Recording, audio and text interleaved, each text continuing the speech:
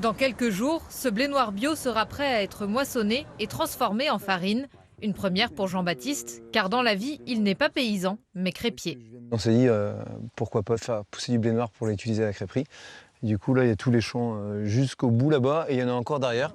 5 hectares au total. Pour cultiver ce terrain familial, il s'entoure de professionnels, Patrick à la moisson et Stéphane à la meunerie. En règle générale, le sarrasin se récolte fin septembre, début octobre. Cette année, on a eu un bel été, les cultures étaient en avance, mais depuis fin août, il y a eu pas mal de pluie. Du coup, on va retomber sur des dates similaires. C'est bien chargé. On voit ici des petites graines qu'on va pouvoir venir prélever.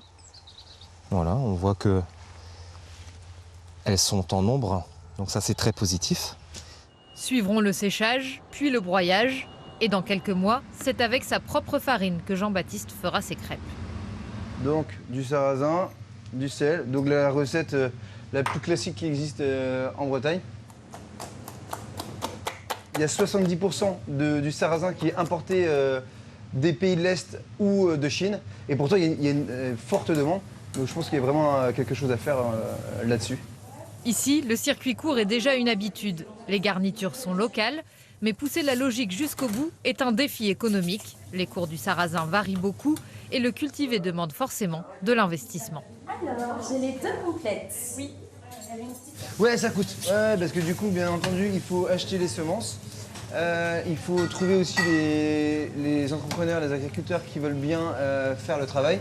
On a pris un risque. Et on espère que du coup, on va au moins faire un zéro, en gros, de ne pas perdre ni gagner d'argent. Rendez-vous au mois de novembre pour les premières crêpes en circuit extra court de la crêperie Madoué.